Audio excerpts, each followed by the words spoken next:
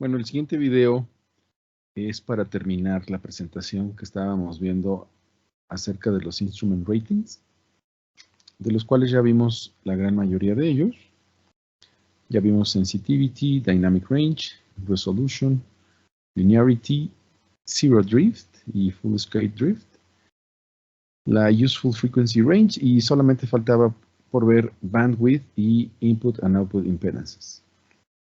Es lo que vamos a ver en este video. Y bueno, primero vamos a comenzar con bandwidth. Bueno, su traducción al español es ancho de banda.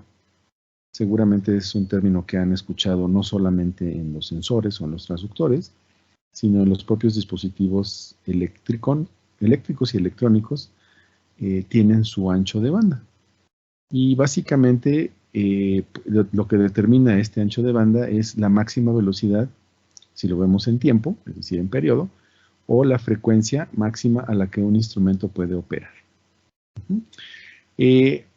A veces el ancho de banda se determina utilizando la frecuencia natural, pero es más frecuente que se utilice lo que se llama la frecuencia dominante resonante, que es exactamente igual a la frecuencia natural amortiguada en el área de control.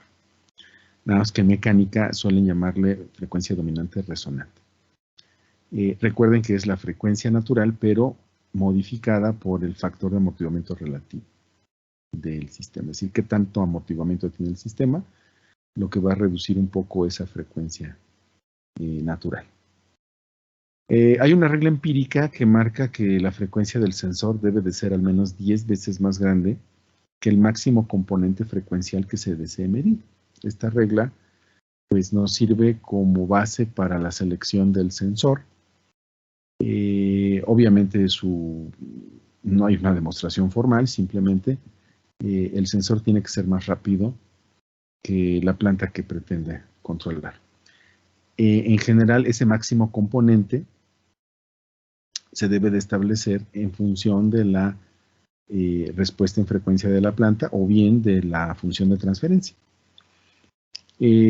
Ahora, también hay un compromiso. Esto significa que tenemos que escoger un sensor muchas veces más rápido.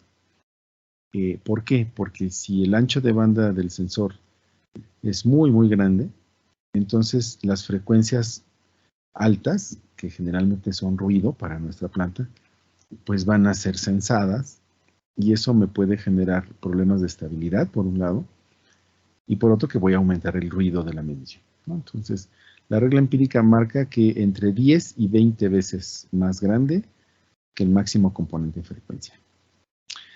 Ahora, ustedes bien deben de saber que todo sistema dinámico puede ser visto como un filtro, ya que la función de transferencia, cuando sacamos su respuesta en frecuencia, pues la podemos visualizar siempre como un filtro. En particular, las plantas se modelan como filtros paso baja, pero los sensores se pueden analizar como unos filtros paso banda. Un filtro paso banda ideal como este, pues a muy bajas frecuencias no deja pasar la señal, y dentro de una banda, a una frecuencia mínima y máxima, pero se le llaman paso banda, en esa banda van a dejar pasar las frecuencias, y a partir de una frecuencia máxima van a dejar de pasar otra vez. El filtro ideal, bueno, va a tener este comportamiento, y básicamente los filtros paso banda tienen 3 parámetros de interés. Uno se llama G sub R, que es el nivel de referencia o magnitud promedio de la función de transferencia en las inmediaciones de su nivel máximo, que como pueden ver aquí se grafica el cuadrado de ese nivel de referencia o de esa magnitud. Hay que recordar que la potencia se puede calcular con el voltaje al cuadrado entre la resistencia, por eso se suele graficar esa magnitud pero al cuadrado, porque nos da información sobre la potencia de la señal. Otro parámetro de interés es el V sub B, que es el Effective Noise Bandwidth, es decir, es el ancho de banda del filtro ideal equivalente. El filtro ideal es este que tenemos a la izquierda, y a la derecha tenemos el comportamiento de un filtro real. Aquí dibujé también en color azul cómo se vería su equivalente ideal. El filtro real pues no va a subir de forma escalón y tampoco va a bajar de forma escalón. Y ahí el ancho de banda se va a calcular de otra manera. Entonces, el efectivo es este de azul que está acá abajo, que es el que podemos sobreponer sobre la respuesta real del filtro, que no es ideal. Y el otro parámetro es el B sub P, que es el half power bandwidth, es decir, el ancho de banda a mitad de señal, o muchos le llaman el ancho de banda verdadero del filtro. Este corresponde pues precisamente a la mitad de la potencia con respecto al nivel de referencia máximo. Como pueden ver, pues aquí se toma un promedio del nivel de referencia máximo. La respuesta de un filtro real pues nunca va a ser plana, va a tener variaciones de amplitud, zonas de atenuación y zonas de amplificación. Pero para sacar el ancho de banda de mitad de potencia, pues se divide ese valor de magnitud cuadrática justamente entre 2. Y en ese valor es donde se define, donde se cruce con esa curva, se define el ancho de banda, el ancho de banda de media potencia. Este término, este parámetro de ancho de banda de media potencia, formalmente está definido como el rango de frecuencias que se transmite por un filtro ideal al introducirle una fuente de ruido blanco con una PSD, es decir, una densidad espectral de potencia unitaria. Ruido blanco es aquel ruido que contiene todas las frecuencias habidas y por haber, es decir, desde la frecuencia más baja hasta la frecuencia más alta, tienen la misma densidad espectral de potencia, es decir, tienen una respuesta completamente plana. Así es como se define de forma formal qué significa este parámetro. De forma práctica, se calcula con la amplitud del filtro, dividida entre raíz de 2, porque cuando le sacamos, acuérdense que aquí aparece al cuadrado, y le sacamos raíz al numerador y al denominador. Entonces, si nosotros conocemos esta amplitud, dividirla entre raíz de 2 nos va a dar el ancho de banda de media potencia. También se le conoce como ancho de banda de 3 decibeles, ya que en la gráfica, si está pues graficada en una gráfica semilogarítmica, recuerden que la amplitud se pone de esta manera. 20 logaritmo base 10 de la amplitud. Entonces, si le sacamos 20 logaritmo base 10 a raíz de 2, que equivale a sacarle 10 logaritmo base 10 a 2, pues eso equivale a 3 decibeles. Entonces, en la gráfica vamos a ver cómo de la amplitud, si esto está en semilogarítmico, vamos a ver una caída de 3 decibeles a donde está la ancho de banda de media potencia. Y esto simplifica mucho los cálculos porque 3 decibeles equivalen a una razón de caída de potencia de 2, es decir, justo donde la potencia cae a la mitad, o bien donde el voltaje cae entre raíz de 2. Y 10 decibeles equivalen a una razón de potencia de 100, o bien en voltaje pues a una de 10. Entonces, nosotros vemos la gráfica y si cae 3 decibeles significa que la potencia ya se redujo a la mitad. Si cae 10 decibeles significa que la potencia se redujo 100 veces del valor original. Veamos esto en un tacómetro, en un sensor muy utilizado para medir pues, velocidad. Cómo se define el ancho de banda del propio sensor y luego del sistema en lazo cerrado. Vean, este es un tacómetro mecánico, donde tenemos una masa que gira, bueno, tiene conectada una flecha y la flecha va conectada precisamente al motor al que le queremos medir su velocidad. Esa velocidad se llama omega i y esa inercia rotacional o masa está girando alrededor de un fluido viscoso. Y ese fluido viscoso entonces le va a generar un coeficiente de viscosidad, que es beta, B sub teta, perdón. A su vez, esta carcasa va a tener un apuntador donde vamos a poder medir visualmente la deflexión del ángulo, beta sub 0, y la carcasa está conectada a una parte fija, una pared fija, a través de un resorte torsional. Entonces, La función de la ecuación diferencial ordinaria que gobierna el comportamiento de un tacómetro es esta, donde tenemos omega i menos la derivada del apuntador multiplicada por el factor de amortiguamiento, perdón, por el coeficiente de fricción viscosa, menos la constante del resorte por el desplazamiento del apuntador. Todo esto igualamos a 0. En realidad sí hay una inercia rotacional, pero es tan pequeñita comparada con la constante del resorte y la fricción viscosa que se desprecia. Entonces llegamos a esta ecuación 2. De ahí podemos deducir la ecuación de transferencia, que sería la salida teta 0 entre la velocidad de entrada, y nos va a dar esta función, que es b teta entre b teta s más k sub teta. O bien, manipulándolo, pues llegamos a esta forma. Y si lo igualamos con un sistema de primer orden genérico, en función de la constante de tiempo tau, pues podemos determinar fácilmente que esa constante de tiempo va a ser igual a la constante de fricción viscosa entre la constante del resorte. Y que la ganancia del sistema va a ser exactamente la misma. Y de aquí entonces podemos escribirlo de esta forma, la función de transferencia, que es esta forma, o bien dejarla en su forma original. La ganancia estática, que se llama la DC gain, se va a calcular cuando hacemos la frecuencia exactamente igual a 0, que es esta ganancia. Ok, ya conociendo entonces la función de transferencia de un tacómetro, podemos determinar su ancho de banda de media potencia. Entonces, para ello vamos a evaluar la función de transferencia en S igual a J omega. Recuerden que S es una variable compleja que tiene parte real y parte imaginaria. Ahorita lo que estamos haciendo es que la parte real la hacemos 0 y solo nos quedamos con la parte imaginaria, que es J omega. Sustituimos en la función y nos va a quedar esta kg entre tau por J omega más 1. Ahora, la magnitud máxima pues va a ocurrir cuando la frecuencia sea 0. Quiere decir que la amplitud máxima va a ser K sub G. Y por definición, el valor absoluto de la función de transferencia la vamos a igualar contra la ganancia máxima entre raíz de 2, es decir, K sub G entre raíz de 2.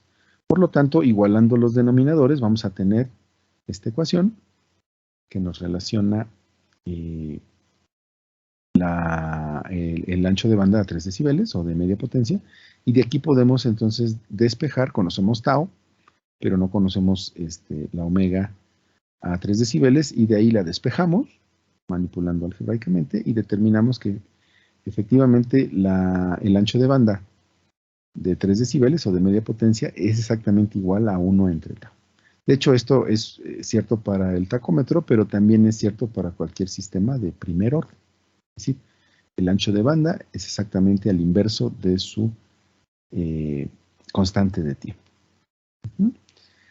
Ahora introduzcamos este tacómetro a un sistema con retroalimentación, enlazo cerrado, y con un control con ganancia proporcional, es decir, un control proporcional puro, y una planta también de primer orden. Entonces vamos a tener la constante de tiempo de la planta, llamada tau sub p, la constante de tiempo del sensor, llamada tau sub s, y la ganancia del controlador K sub p. Obviamente el sistema es una retroalimentación negativa, y vamos a calcular 4 cosas. Primero, determinar el ancho de banda del sistema si no existiera el lazo de retroalimentación. Después, determinar el ancho de banda del sistema suponiendo una retroalimentación negativa unitaria, es decir, un sensor ideal. Después vamos a determinar la constante de tiempo del sensor para que cumpla la regla empírica que vimos hace ratito, de que sea 10 veces más rápido que la planta. Y ya con el valor de esta constante de tiempo, determinar el ancho de banda del sistema con con los datos de la constante de tiempo de la planta y la ganancia proporcional con 2 valores diferentes, valor unitario y valor 50. Bueno, vamos a ir haciendo los puntos del ejercicio. Para determinar el ancho de banda del sistema, si no existiera retroalimentación, pues es simplemente un sistema de primer orden y como ya vimos, el ancho de banda de media potencia va a ser exactamente igual al inverso de la constante de tiempo, en este caso el de la planta. Para determinar el ancho de banda del sistema, suponiendo que hay retroalimentación, pero que esta es unitaria, negativa unitaria, hay que determinar la función de transferencia en lazo cerrado. Entonces, pues utilizando las reglas de reducción de diagrama de bloques, sustituimos, esta es la función de la planta, esta es la del sensor, hacemos el álgebra correspondiente y vamos a llegar a esta función de transferencia, que va a depender de la constante de tiempo de la planta y la del sensor, que damos que es unitaria, y la constante, la ganancia de la planta misma. Hacemos el mismo procedimiento, sustituimos S igual a J omega,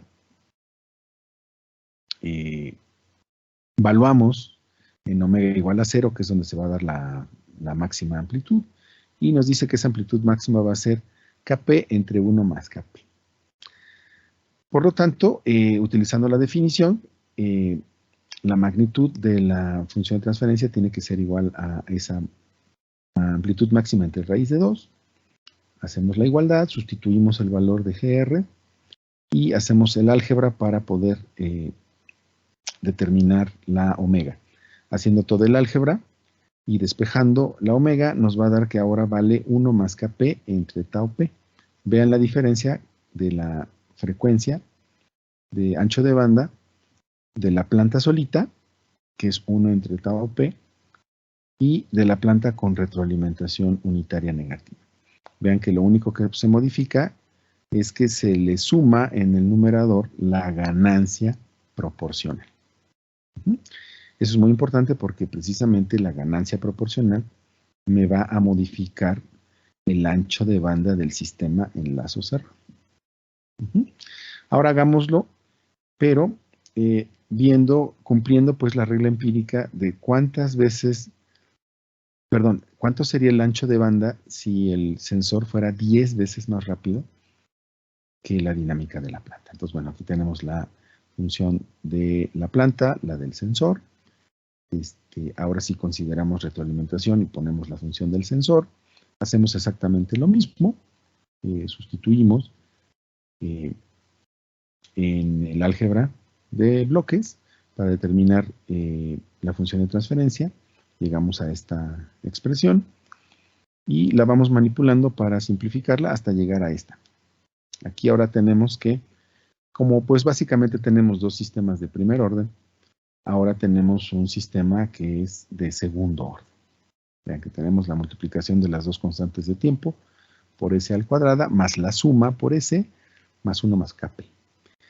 Pero en realidad hoy en día, bueno, tanto las plantas como los sensores, pues generalmente son rápidos, hablando de sistemas mecánicos, y podemos simplificar esta función de transferencia considerando que efectivamente los tiempos, las constantes de tiempo, tanto de la planta como del sensor, pues son pequeñitos porque ya manejan frecuencias grandes y que son mucho menores a 1, por lo tanto, su multiplicación pues va a ser muy cercana a 0, lo que nos permite eliminar este término de S cuadrada y quedarnos con una función mucho más simple que la original. Otra vez una función de primer orden.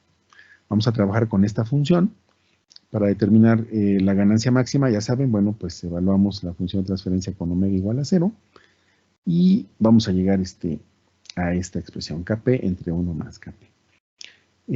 Utilizamos la definición nuevamente, amplitud de numerador y denominador de la función de transferencia, lo igualamos a GR entre raíz de 2, aquí ya sustituye el valor de GR, y llego a esta igualdad, igualo los denominadores, hago un poco de álgebra y despejo finalmente cuál es ese ancho de banda, y ahora me va a dar 1 más Kp, igual que la vez anterior, pero ya no va a quedar solo entre tau p, sino va a quedar entre la suma de tau p más ts. Es decir, a la tau original se le va a sumar la tau del sensor. A diferencia de la planta con retroalimentación negativa pero unitaria, donde solamente teníamos la constante de tiempo de la planta, Pues lo que ocurre es que ahora tenemos 1 más Kp en el numerador, pero se van a sumar las dos constantes de tiempo. Esto me va a permitir, pues, determinar precisamente, propongo yo una frecuencia 10 veces más grande que la que tengo aquí, y de ahí, conociendo la tau p, puedo despejar yo cuánto debe de valer la constante de tiempo del sensor, que cumple la regla empírica que vimos hace rato. Bueno, pues esto sería todo por este video. Les puedo recomendar que hagan ese cálculo con los datos que les di aquí para que comprueben qué tan rápido tiene que ser la constante de tiempo de una planta típica contra la de un sensor típico, y probarlo para las dos ganancias del control proporcional para que vean cómo se modifica ese ancho de banda, pues porque está en función precisamente de la ganancia proporcional. Bueno, pues eso sería todo por el video. Nos vemos la próxima.